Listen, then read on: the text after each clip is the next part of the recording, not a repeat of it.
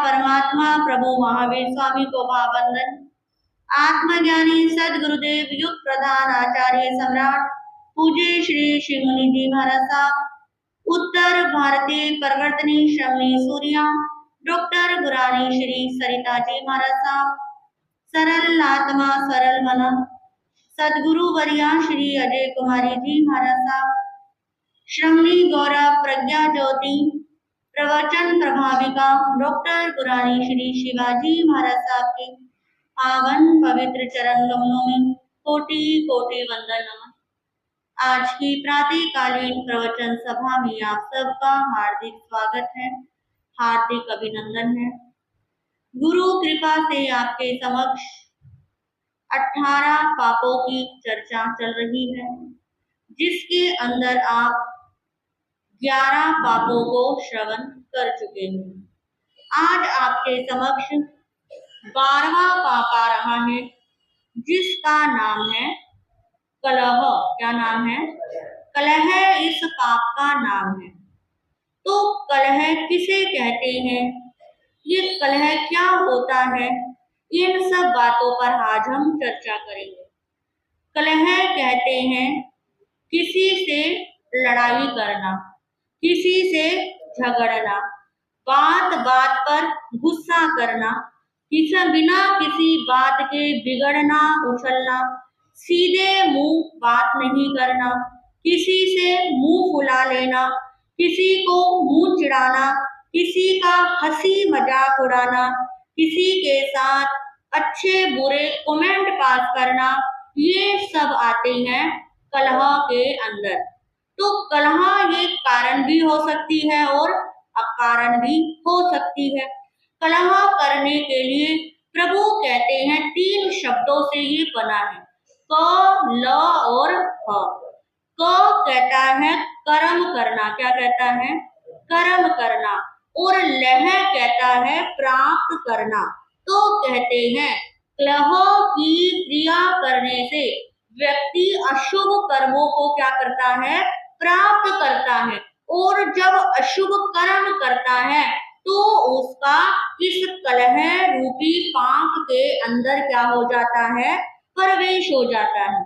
और ये जो पाप है ये हर किसी के जीवन के अंदर है, चाहे कोई शिक्षित है, चाहे कोई अनपढ़ है, चाहे कोई गांव में रहने वाला है, चाहे कोई शहर में रहने वाला है, चाहे कोई इंडिया में रहने वाला है, चाहे कोई विदेश में रहने वाला है, चाहे कोई अपने परिवार में रहता है या कोई अकेला रहता है, परंतु ये कलह तो क्या रहता है? हर किसी के जीवन में रहता है। और एक बात और कहते हैं कि ये कलह कभी भी अकेला नहीं होता। ये कलह कभी भी अकेला नहीं होता। इसको दूसरों का क्या चाहिए? साथ चाहिए, तभी तो क्या करेगा? कलह करेगा। अकेला बैठ के क्या बर्तन बजा सकता है रसोई में? गुस्सा भी किसके ऊपर आता है? दूसरों के ऊपर आता है। किससे लड़ना चाहते हैं, झगड़ना चाहते हैं, किससे मुंह फुलाते हैं, किसको हम ताने सुनाते हैं? हम किसको सुनाते हैं? दूसरों को सुनाते हैं। तो प्रभु कहते हैं कि ये पाप हम दूसरों के साथ लगकर क्या करते हैं? इस पाप के अंदर प्रवेश करते हैं। फिर अगली बात कहते हैं ये जो कलह होता है, ये कलह करता क्या है? सबसे पहली बात, जब हमारी किसी से लड़ाई झगड़ा होता है तो हमारी आत्मा भारी हो जाती है। क्या हो जाती है? भारी हो जाती है। जब आपकी किसी से लड़ाई हो, क्या आप उस समय ध्यान में बैठ सकते हो, माला कर सकते हो, और तो और शांति से खाना भी नहीं खा सकते? क्योंकि एक बार किसी से लड़ाई हुई है, फाइट हुई है, उसके जो परमाणु होते हैं वो हमारे पूरे शरीर में क्या करते हैं? ऊपर नीचे दौड़ते हैं, जिसके कारण हमारी आत्मा इस अशुभ पाप कर्म से क्या हो जाती है? भारी हो जाती है। दूसरी बात कहते हैं कलह करने से बना बनाया काम बिगड़ जाता है। क्या हो जाता है? बना बनाया काम बिगड़ जाता है। आपने किसी से बिजनेस की डील कर रखी है, बस वो पक्का ही होने वाला है, और उससे लड़ाई हो जाए, तो क्या वो डील आपके हाथ में आएगी? नहीं आएगी। वो किसके कारण से गई कि आपने क्या कर दिया, कलह कर दिया, लड़ाई झगड़ा कर दिया। तो दूसरा कारण क्या होता है, कलह करने से बना बनाया काम भी क्या हो जाता है, खराब हो जाता है। तीसरी बात कहते हैं, जब कोई व्यक्ति कलह करता है तो वो बदनामी को अपने सिर पर लेता है। क्या आती है, बदनामी होती है। पहली बात तो जब किसी की लड़ाई होती है तो कभी भी छिपकर नहीं रहती। बेशक कोई कितना कमरे में लड़ ले, धीरे धीरे कमरे से बाहर आते हैं, फिर रसोई में पहुंचता है वो गुस्सा, और पहुंचते पहुंचते किसके माध्यम से कहाँ तक क्या पहुंच जाता है, इस कलह की हमारी बातें पहुंच जाती है। यानी कि आपकी बनी बनाई रेपुटेशन क्या हो जाती है, खराब हो जाती है। अरे ये तो क्या है, वो तो लड़ाई करता है, इसको मत इस साथ में लेकर जाना, ये तो बात बात पर क्या करती रहती है, कुछ ना कुछ सुनाती रहती है। तो कलह करने से तीसरी बात क्या हुई, बदनामी हो जाती है। चौथी बात कहते हैं, कलह करने से संगठन टूट जाता है। क्या टूट जाता है, संगठन टूट जाता है।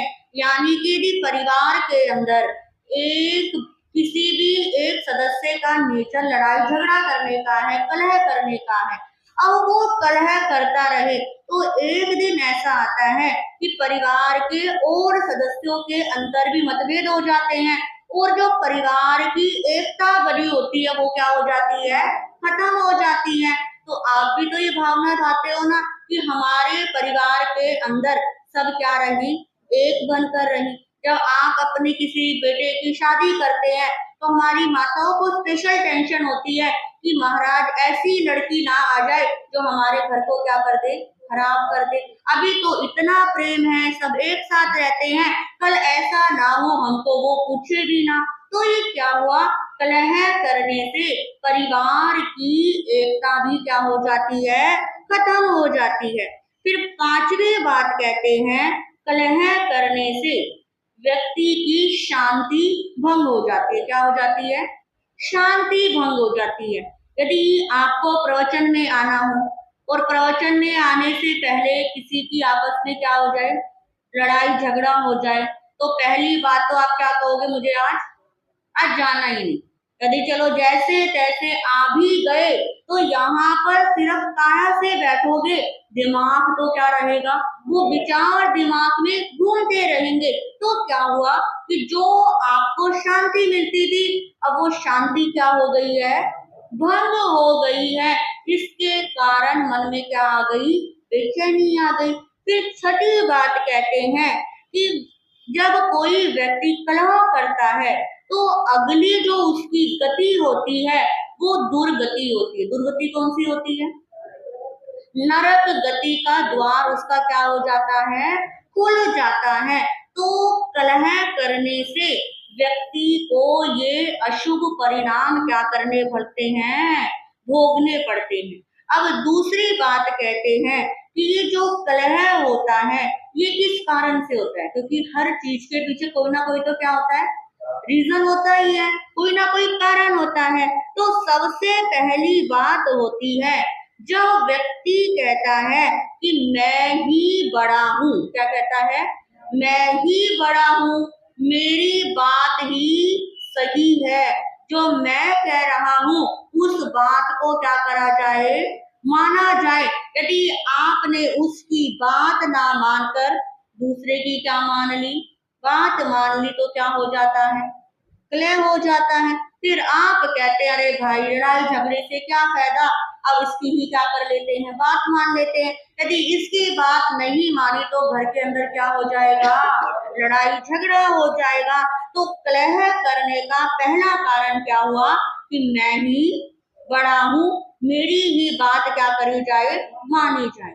दूसरा व्यक्ति कहता है कि जब आपस में मन नहीं मिलते, जब आपस में मन नहीं मिलते या मन मिलने बंद हो जाते हैं तो क्या होता है, कलह होता है ना। जब तक प्रेम प्यार रहता है तो क्या रहते हैं, खूब अच्छे से रहते हैं, और जैसे ही वो प्रेम प्यार खत्म हो जाता है तो क्या शुरू हो जाता है? लड़ाई झगड़े शुरू हो जाते हैं। आप देखते हैं आज के समय में कितना एक फैशन चल रहा है या सबकी सोच ही हो गई है लव मैरिज की। और लव मैरिज वो लंबे लंबे रिलेशनशिप भी रहते हैं और वो भी दिन दूर नहीं होता। वैसे बहुत कम होते हैं जो क्या होते हैं सक्सेस होते हैं। एकदम एक दिन वो होता है कि जो एक दूसरे से क्या होती है इतना प्रेम होता है इतनी अटैचमेंट होती है और जब मन मिलने बंद हो जाते हैं तो वही क्या हो जाता है लड़ाई झगड़ा हो जाता है। वहीं पर अलग रहने की तलाक की क्या आ जाती है नौबत आ जाती है। तो कलह करने का दूसरा कारण क्या होता है जब मन नहीं मिलते। तीसरी बात कहते हैं जब मन के अंदर शंका आ जाती है। क्या आ जाती है? शंका आ जाती है, संदेह आ जाता है, डाउट आ जाता है। अरे ये मुझसे कहीं झूठ तो नहीं बोल रहा, कहीं ये मेरे साथ धोखा तो नहीं कर रहा, कहीं ये ऐसा तो नहीं कर रहा। तो उसी समय जैसे ही शंका ने जन्म लिया तो हमारा प्रवेश इस कलह रूपी पाप के अंदर क्या हो जाता है हमारा प्रवेश हो जाता है। चौथा कहते हैं कई बार कुछ व्यक्तियों को आदत हो जाती है। क्या हो जाती है? आदत हो जाती है। उनको पता ही नहीं लगता कि हमें कब बोलना है, कितना बोलना है, किससे बोलना है और वो पूरे दिन क्या करते रहते हैं कुछ ना कुछ गुटर गु क्या करते रहते हैं और उनके बोलने के कारण ही क्या हो जाता है घर के अंदर लड़ाई झगड़ा हो जाता है। अगली बात कहते हैं कि जब व्यक्ति बिना सोचे समझे बोलता है, जब बिना सोचे समझे बोलता है तभी क्या होता है लड़ाई झगड़ा होता है। क्योंकि वो अपने वाणी से ऐसे शब्द निकालता है कि उसे पता ही नहीं लगता कि ये बोलना चाहिए भी या नहीं बोलना चाहिए। तो प्रभु कहते हैं ये कुछ कलह के क्या होते हैं कारण होते हैं। एक छोटी सी बात याद आ रही है, चुटकुले के रूप में भी ले सकते हैं कि एक बार एक बच्चा अपने पिता के पास बैठकर हिस्ट्री की बुक पढ़ रहा था। और आपको पता ही है हिस्ट्री की बुक में क्या होता है उसका युद्ध यहाँ पे उसने इसको करा इसने उसको करा। अब वो बच्चा अपने पिता से कहता है पिताजी युद्ध कैसे होता है? क्या कहा? युद्ध कैसे होता है? तो उसका पिता कहता है देख सपोज कर पाकिस्तान ने हिंदुस्तान पर क्या कर दिया हो हमला कर दिया हो। अब उसने ये बात कही और किचन के अंदर उस बच्चे की माँ सुन रही थी और वो पाकिस्तानी थी। अब वो बेलन लेके आ गई और कहती है कि तुम्हें क्या पता हमारा पाकिस्तान तो कितना शांत वाला देश है ये झगड़ा नहीं करता। अब वो कहता है भाई मैंने कौन सा कहा है कि वो झगड़ा कर रहा है या करता है, मैं तो कह रहा हूँ क्या करो सपोज कर। अब वो कहती है कि नहीं तुमने ऐसा क्यों कह दिया। अब वो बेचारे के ऊपर राशन पानी लेकर क्या हो गई चढ़ गई। अब कहते हैं वो बेलन दिखाती है और वो डंडा दिखाता है और वो बच्चा बेचारा कहता है पिताजी मैंने देख लिया कि युद्ध कैसे शुरू होता है। तो युद्ध क्या होता है ऐसे ही बिना किसी बात के भी घर के अंदर क्या हो जाते हैं लड़ाई झगड़े होने शुरू हो जाते हैं। हमारी शास्त्रों के अंदर बताया गया है कलह के मुख्य 3 कारण होते हैं। 3 कारणों के अंदर कहते हैं जर जोरू और जमीन। जर किसे कहते हैं? धन को। मुझे क्या चाहिए इतना पैसा चाहिए, मेरे पास इतना पैसा होना चाहिए, मैं इतने का क्या हो जाऊं मालिक हो जाऊं। इस पैसे के चक्कर में ना जाने आज के समय में भी भाई भाई क्या हो रहे हैं अलग हो रहे हैं। खून के रिश्ते भी क्या हो रहे हैं सफेद हो रहे हैं। माँ बाप अपने बच्चों से दूर, बच्चे अपने माँ बाप से दूर। उसका रीजन क्या है? धन ही है। क्योंकि कहते हैं आशा कदे बंदे दिया कुंडी न पूरिया कल तेरा भी रहंदी अडोया। कि इंसान की, मनुष्य की धन को लेकर तो कभी आशा पूरी होती ही नहीं है। इतना कमा लेगा फिर सोचता है इतना आ जाए। क्या कोई व्यक्ति आपको ऐसा मिला है जो कहता है कि अब मुझे और पैसा नहीं चाहिए? हर किसी को क्या चाहिए? और चाहिए। शास्त्र कहते हैं कब्र के अंदर प्राण लटके हुए होते हैं, फिर भी क्या प्रे करता है? इतना पैसा आ जाए, उससे इतने पैसे लेने हैं, उसके यहाँ पर इतनी पेमेंट फंसी हुई है। पैसे के अंदर ही क्या करना रहता है? पूरे दिन फंसा रहता है। तो कलह के कारण, धन के कारण सबसे बड़ा रीजन आज के समय में घरों के अंदर भी क्या है? पैसा ही है। हमारी लेडीज को घर चलाने के लिए पैसा ना मिले तो वो क्या कर लेती है? लड़ाई झगड़ा हो जाता है कि हमें तो क्या चाहिए? पैसा चाहिए। कुछ बहनों को हम देखते हैं कि अपने शौक पूरे करने के लिए क्या मांगती हैं? पैसा मांगते हैं। अब जब वो नहीं मिलता तब घर में क्या हो जाता है? लड़ाई झगड़ा हो जाता है। कुछ अपने माँ बाप से बंटवारा मांगते हैं और वो बंटवारा पूरा नहीं मिलता या वो थोड़ा कम ज्यादा कर देते हैं। वहीं पर पूरे समय के लिए बोल चाल भी क्या कर देते हैं? बंद कर देते हैं। तो क्या कहा कि पहला कारण धन है, जिसके चक्कर में इतनी क्या होती हैं? लड़ाइयां होती हैं। दूसरा कहते हैं स्त्री। क्या होता है? स्त्री यानी के नारियां। आपको अब के समय में तो ये बात हम नहीं कह सकते, क्योंकि आज की महिलाएं पुरुष से क्या नहीं है? कम नहीं है। पहले के समय में जितने भी युद्ध होते थे वो किसके लिए होते थे? नारियों के लिए होते थे। किस नारी को हमें क्या करना है?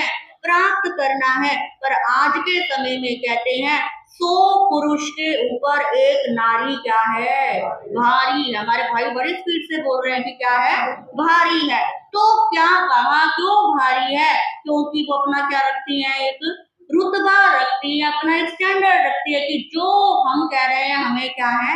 ज्यादा समझ है और वो उनकी समझ नहीं मानी जाती। आप अपने घर के अंदर हमारी बहनों की नहीं सुनोगे तो क्या हो जाएगी? लड़ाई हो जाएगी। आप कहते हैं कि महाराज किसकी नहीं सुने, इनकी तो हमें क्या करनी पड़ेगी? सुननी पड़ेगी। यदि इनकी नहीं सुनोगे तो खाने को क्या नहीं मिलेगा? समय पर भोजन भी नहीं मिलेगा। तो मुख्य कारण दूसरा लड़ाई झगड़े का कारण क्या कहा? स्त्री कहा। फिर तीसरा कारण कौन सा है? जमीन। जमीन यानी के प्रॉपर्टी। प्रॉपर्टी को लेकर आज मनुष्य के अंदर कितनी इच्छा है, कितनी प्रॉपर्टी मेरे पास आ जाए, यहाँ पर घर ले लूं, ये फ्लैट ले लूं, ये उसके लिए, ये उसके लिए। और तो और यदि 4 भाइयों की, 2 भाइयों की ज्वाइंट प्रॉपर्टी है, उसको लेकर भी क्या करते हैं? कितने लड़ाई झगड़े करते हैं। वो लड़ाई झगड़े ही नहीं, वो लड़ाई झगड़े कहाँ तक पहुंच रहे हैं? आज कोर्ट तक पहुंच रहे। और ये नहीं सोचते कि किसके लिए लड़ाई झगड़ा करना। कहते हैं रोटी, कपड़ा और मकान हर किसी की क्या है? मूलभूत आवश्यकता है। हर कोई रात को छत के नीचे ही क्या करता है? सोता है। छत रहने के लिए क्या कहते हैं? छत चाहिए, चलने के लिए जमीन चाहिए, फिर भी क्या करता है? लड़ाई करता है। क्या कोई आज तक एक प्रॉपर्टी का एक गज भी अपने सिरहाने रखकर दूसरे लोक में लेकर गया है? क्या प्रॉपर्टी के कागज, रजिस्ट्री के कागज आप लेकर गए हो? नहीं गए। सब कुछ कहाँ रह जाता है? यहीं पर रह जाता है। फिर क्यों नहीं समझते कि तो मुझे भगवान की पिछले जन्म में मैंने कुछ शुभ कर्म किए थे, अच्छा मुझे क्या मिल रहा है? सुख सुविधा मिल रही है, सब कुछ मिल रहा है, फिर मैं लड़ाई झगड़ा क्यों करूं? तो प्रभु ने क्या कहा कि ये 3 क्या है? लड़ाई झगड़े कलह के मुख्य कारण है धन, स्त्री और जमीन। तो हमें चिंतन करना है कि इन तीनों के चक्कर में ही क्या होती है? लड़ाई होती है। यदि धन थोड़ा कम आ रहा है तो थोड़े कम में क्या कर लो, गुजारा कर लो। यदि रहने के लिए थोड़ा छोटा मकान है तो उसमें क्या कर लो, गुजारा कर लो। पर लड़ाई झगड़ा जब व्यक्ति करता है तो वो क्या हो जाता है, कलह प्रेमी हो जाता है। उसके अंदर कभी भी धर्म नहीं रह सकता। तो 12वें पाप के माध्यम से यही समझाने का प्रयास किया है कि अपनी आत्मा को कलह से क्या रखो, दूर रखो। अब थोड़ा सा चिंतन करो, थोड़ा सा सोचो कि कितनी बार एक दिन में मैं क्या कर लेते हैं, हम कलह कर लेते हैं। कितनी बार छोटी छोटी बातों पर हम सामने वाले से लड़ाई कर लेते हैं, मुंह फुला लेते हैं, ताने सुना देते हैं। तो ऐसा करने से क्या आपने कभी सोचा कि ये मैं पाप कर रहा हूँ? लगा किसी को कि हम किसी से लड़ाई करते हैं, लड़ाई करते हुए कभी कोई ये नहीं सोचता कि मुझसे क्या हो रहा है, पाप हो रहा है। बल्कि वो क्या कहते हैं, अरे मुझे तो लड़ना पड़ा, यदि मैं लड़ता नहीं तो मुझे अपना हक ही नहीं मिलता। आज के समय में तो कहते हैं चोरी ऊपर से सीना चोरी, कि इंसान गलती भी करता है, गलती करके लड़ाई भी करता है और फिर क्या कहता है, मैं ही सही हूँ, मेरी बात ही मानी जाए। तो जब ऐसी प्रवृत्ति हो जाती है तो दिन रात कलह रूपी पाप की श्रृंखला बढ़ती रहती है। रात को जब सोने जाओ तो चिंतन करना कि आज मैंने कितनी बार लड़ाई झगड़ा करा, कितनी बार इस पाप के अंदर मेरा क्या हुआ, प्रवेश हुआ। हे भगवान, क्या इस पाप में प्रवेश के लिए मैंने जीवन लिया था कि मैं दिन रात क्या करता रहूं, पाप ही करता रहूं। कितने पाप मुझसे एक दिन के अंदर हो रहे हैं। ये तो 18 पाप प्रभु ने क्या करे हैं बताएं, ये तो 18 स्थान है। वैसे तो पाप क्या है, अनगिनत है। हम उन पापों को क्या नहीं मानते, पाप ही नहीं मानते। तो प्रभु कहते हैं कि जब तक पाप को पाप नहीं मानोगे तब तक छोड़ोगे भी नहीं। जिस दिन पाप को पाप मानने लग जाओगे उस दिन ही पाप क्या हो जाएंगे, छूट जाएंगे। तो इन पापों को सिर्फ सुनना ही नहीं है बल्कि छोड़ने का भी क्या करना है, प्रयास करना है। इसके बाद तीसरा पाप आता है जिसका नाम है अव्याख्यान। क्या नाम है, अव्याख्यान। अव्याख्यान का मतलब होता है किसी के ऊपर झूठा कलंक लगाना। क्या लगाना, किसी के ऊपर झूठा कलंक लगाना। कलंक यानी कि तूने ही ऐसा किया है। तो यहाँ पर प्रभु कहते हैं अपना दोष दूसरों के ऊपर क्या कर देना, डाल देना कि तेरी ही इसके अंदर गलती है, तेरे कारण ही मैं गिरी, तेरे कारण ही खाना क्या हुआ, खराब हुआ, तेरे कारण ही रात को मुझे नींद नहीं आई। तो हम गलती क्या करते हैं, खुद करते हैं और दोष किस पर लगाते हैं, दूसरों पर लगाते हैं। फिर दूसरी बात कहते हैं अपनी गलती को छिपाने के लिए दूसरों के ऊपर हम क्या लगाते हैं, झूठा कलंक लगाते हैं कि कहीं मेरी गलती क्या ना हो जाए, सबको पता ना लग जाए। तीसरी बात कहते हैं सच को दिखाने के लिए, झूठ को छिपाने के लिए हम दूसरों के ऊपर क्या लगाते हैं, झूठा कलंक लगाते हैं। आप कहोगे कि हमने तो आज तक क्या नहीं लगाया, किसी के ऊपर कलंक नहीं लगाया। कि आपने कोई बड़ा कलंक नहीं लगाया होगा पर इस जीवन में प्रतिदिन में भी कितनी बार हम ये क्या कर देते हैं, पाप कर देते हैं। जैसे कि ये पाप हम क्यों करते हैं, क्यों लगता है कलंक। सबसे पहली बात तो अपने को निर्दोष साबित करने के लिए कि मैं ही क्या हूँ, ठीक हूँ और सामने वाला क्या है, गलत है।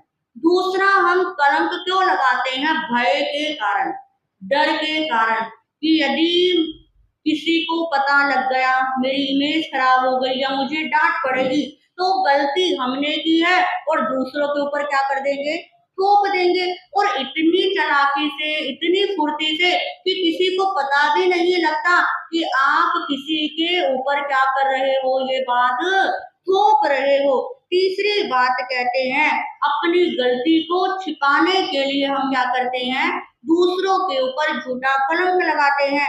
चौथी बात कहते हैं, अपना नाम शोहरत हमारी बरकरार रहे, इसके अंदर कोई कमी ना आए, इसलिए हम क्या लगाते हैं, दूसरों के ऊपर झूठा कलंक लगाते हैं।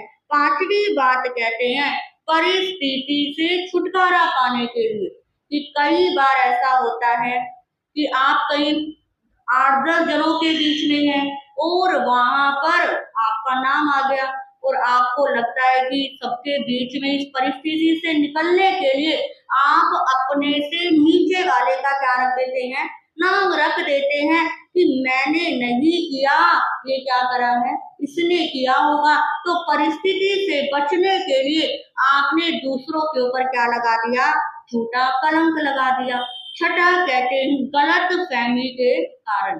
गलत फहमी के कारण हम कैसे लगाते हैं कि आपको पता नहीं है, आपकी कोई चीज आपको दिख नहीं रही और आपको आपने उसको अच्छे से देखा भी नहीं है, परंतु आपको अपने से कमजोर पर क्या हो जाती है, शंका हो जाती है कि यदि किसी के पैसे नहीं मिल रहे तो क्या सोचोगे, घर के अंदर ये काम वाली है, ये सफाई वाली काम कर रही थी, इसने ही क्या करे होंगे, पैसे चुराए होंगे।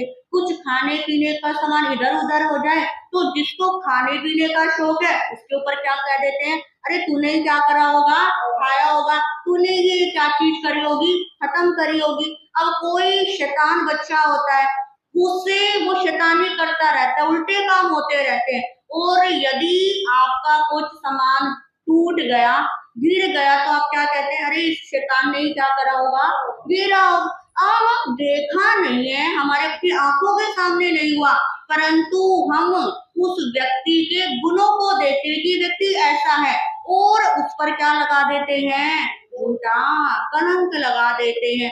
आपकी कई बार कोई ज्वेलरी होती है, अब आप रख के इधर उधर भूल गए, वो नहीं मिलती, इतने में कोई गेस्ट आ जाए या कोई नया व्यक्ति आ जाए, अरे उसके साथ तो थी, अब जब से वो गई है तब से क्या नहीं हो रही है, मिल नहीं रही है, पक्का उसने ही क्या करी होगी, चुराई होगी। तो प्रभु कहते हैं कि बिना देखे हम किसी का भी नाम क्या कर देते हैं, थोप देते।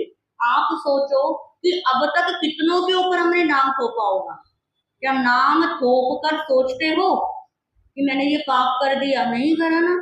तो प्रभु कहते हैं ये भी क्या होता है, पाप होता है कि हम जानबूझकर या गलती के कारण बिना देखे किसी के ऊपर नाम लगा देते हैं कि इसने ही चुराया होगा, इसने ही किया होगा, इससे ही ऐसा होता है।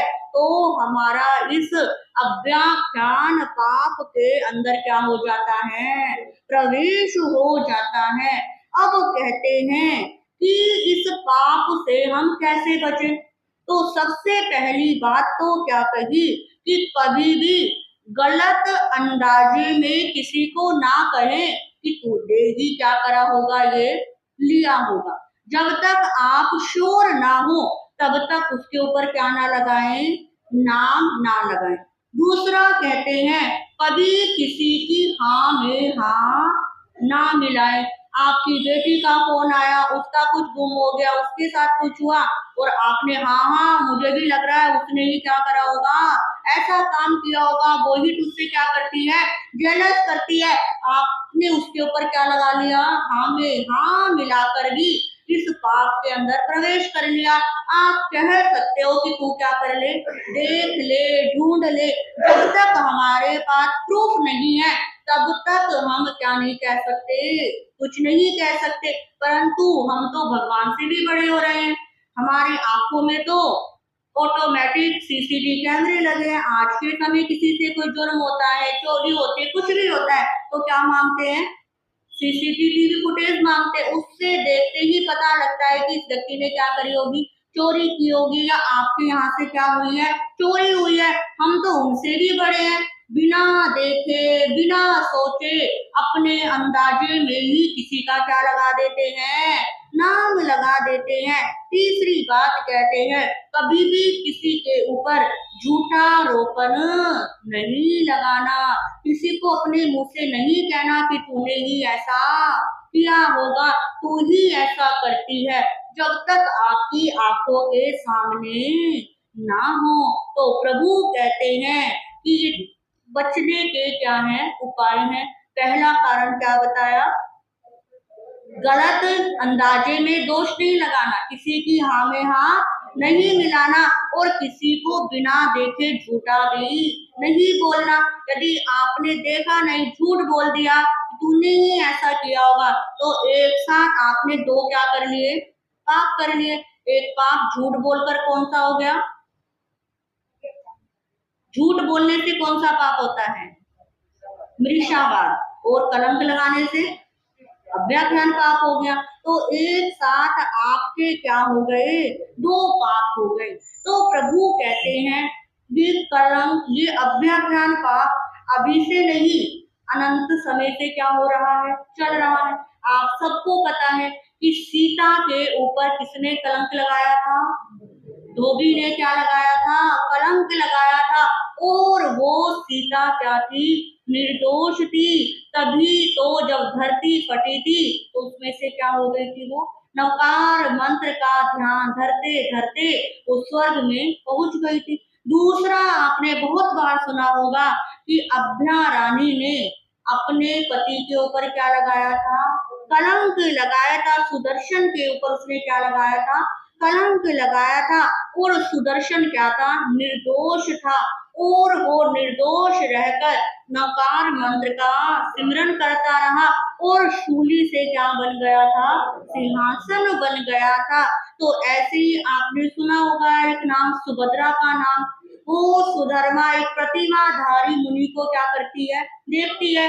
प्रतिमाधारी मुनि जो जिस राह में चलते हैं उसी राह से इधर से उधर नहीं होते, धूप से छाया, छाया से धूप। चाहे चलते हुए रास्ते में शेर भी आ जाए तब भी वो क्या नहीं होते, साइड नहीं होते। तो सुभद्रा के यहाँ पर क्या गए, प्रतिमाधारी मुनि आहार लेने आए, उनको आहार गिराया और आहार गिराने के बाद वो देखती है कि मुनि का चेहरा आज क्या लग रहा है, कुछ सुस्ता लग रहा है। और एकदम से आंखें देखती है तो उसको लगता है कि आंखों के अंदर तिनका लगा हुआ है। अब वो कहती है कि कैसे हटाऊं।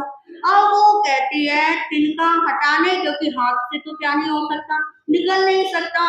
उसने अपनी जीभ का क्या लिया, सहारा लिया।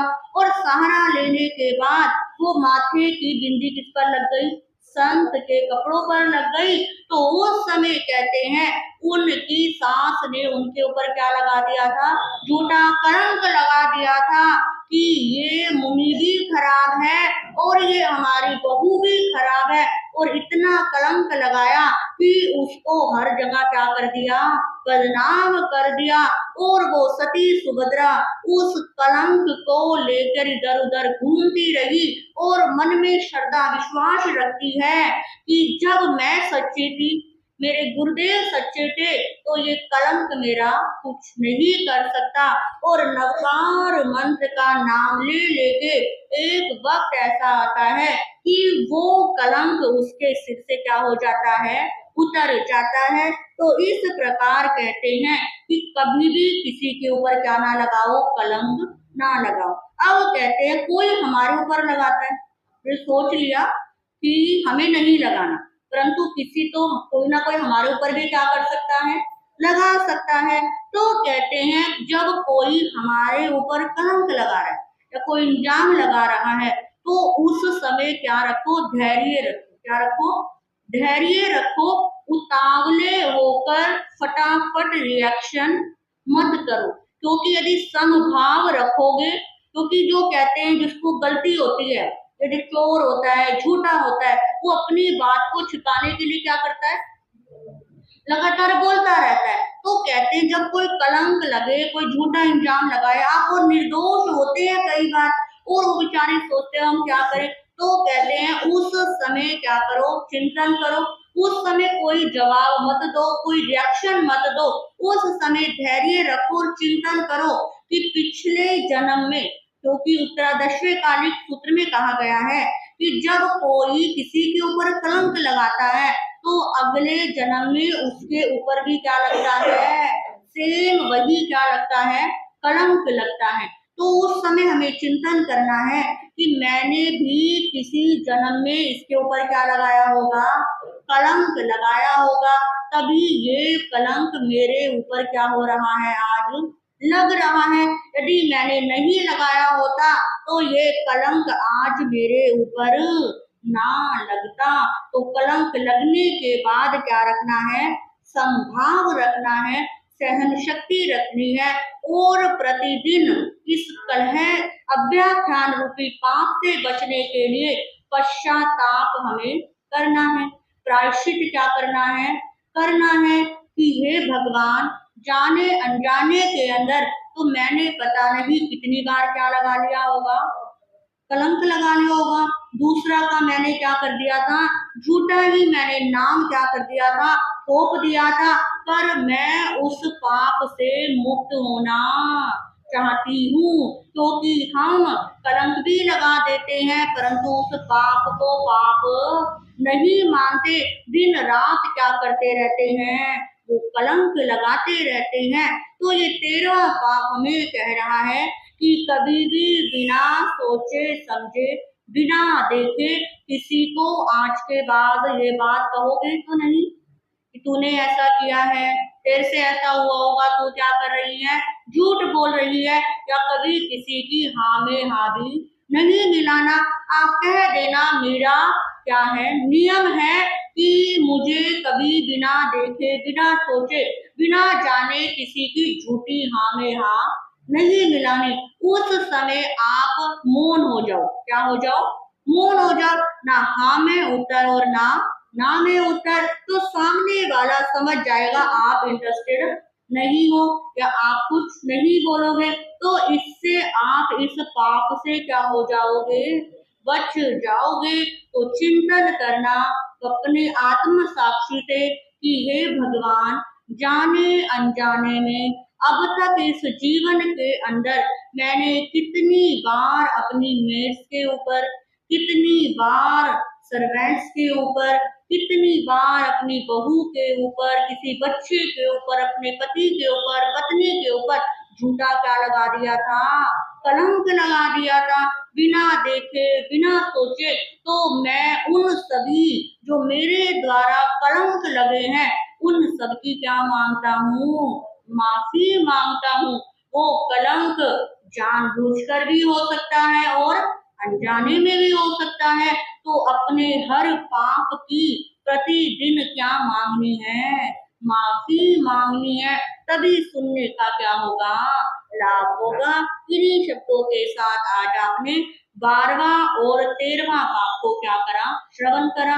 बढ़ाने को तो जितना मर्जी बढ़ा लो, एक पाप मैं एक दिन में भी क्या कर सकती हूँ, कर सकती हूँ, परंतु मेरी कोशिश यही है कि जो बातें सार सार है, मुख्य मुख्य क्या है बातें हैं, वही मैं आपको क्या करूं, बताऊं, और उन बातों पर आप क्या करो, अमल करने की कोशिश करो। तो इस प्रकार आज 12वां और 13वां पाप आपने श्रवण किया। अब आगे कितने पाप रह गए, 5 रह गए, कुल कितने हैं, 18 पाप है। तो एक एक पापों को चिंतन करना। अब तक जितने पाप सुन लिए उनको नोट करना, जो भी आपकी बुद्धि में अब तक है कि पहले पाप में महाराज जी ने ये बताया था ऐसा नहीं करना, और अपने कभी खाली बैठो तो चिंतन भी करना, नोट भी करना कि नहीं मुझसे ये वाली हिंसा हुई है, मुझसे ये वाला झूठ भी बोला जाता है। तो अपने पाप को जब गिनना क्या कर दोगे, शुरू कर दो। कि जैसे आज आपने कलह सुना, अव्याख्यान सुना, तो इन्हीं पापों को क्या करना, लिखना, जो जो आपकी स्मृति में आएंगे। तो देखना कुछ तो आपको याद ही नहीं आएंगे, कुछ क्या हो जाएंगे, याद आ जाएंगे। और तो धीरे धीरे करके जब आप इस पापों को दोबारा करोगे तो उन पाप करने से पहले आत्मा क्या हो जाएगी, आपको जागृत करेगी, नहीं तुझे क्या नहीं करना, ये वाला पाप नहीं करना। तो आज सब मेरी बात मान के क्या करना, इस पाप को लिखने का प्रयास करना कि मुझसे किसी के ऊपर कब कब झूठा कलंक लगा है। तो देखते हैं किससे कितने कम लगे हैं या ज्यादा लगे हैं, कितने आपको याद आते। देखना जब आप लिख लोगे ना तो बड़ी क्या मिलेगी आपको, शांति मिलेगी कि जैसे कितना रिलैक्सेशन आपके भीतर आ गया होगा। तो ये आज आपके लिए क्या है, होमवर्क है। तो कल मैं पूछूंगी, छुट्टी मत मारना कि महाराज जी पूछेंगे, तो कल मैं पूछूंगी, कागज पे लिख के लाना कि महाराज जी ये मैंने क्या करे थे, अनजाने में या जानबूझकर कलंक लगाए थे और उस कलंक से आज मैं निवृत्त होना चाहती हूँ। तो देखना आदि से ज्यादा टेंशन, आदि सा ज्यादा जो शरीर में भारीपन होता है, सब क्या हो जाएगा, ठीक हो जाएगा। माला के रूप में श्री शीतल नाथाय नमः, श्री शीतल नाथाय नमः की एक एक माला करेंगे। और त्याग के रूप में आज जलेबी का त्याग करेंगे और शिमला मिर्च का त्याग, जलेबी शिमला मिर्च का त्याग, त्याग वो श्री गोत्र कोई सूचना है। बोलिए भगवान महावीर स्वामी की जय, संसार के सभी महापुरुषों की श्री जैन धर्म की जय। नमो हरियंतानम, नमो सिद्धानम, नमो आयरियानम, नमो उपच्छायनम, नमो लोये सब सामुनम, ऐसो पंच नमोकारो सब पावपनासनो मंगलानंचे सबदे सिंह पड़मम हवै मंगलम। ओम नमो नारस, ओम नमो दंसनस, ओम नमो चरितस, ओम नमो नवस, श्री चत्तारी मंगलम हरियंता मंगलम सिद्धा मंगलम साहू मंगलम, केवली पणतो धूमो मंगलम, चत्तारी लोकोत्तमा हरियंता लोकोत्तमा सिद्धा लोकोत्तमा साहू लोकोत्तमा, केवली पणतो धूमो लोकोत्तमा, चत्तारी शरणं भवज्जामि हरियंते शरणं भवज्जामि, सिद्धे शरणं भवज्जामि, साहू शरणं भवज्जामि, केवली पणतं धम्मं शरणं भवज्जामि। ये चार शरण दुख हरण जगत में, और न शरणा कोई होगा, जो भव प्राणी करे आराधन, उसे पाप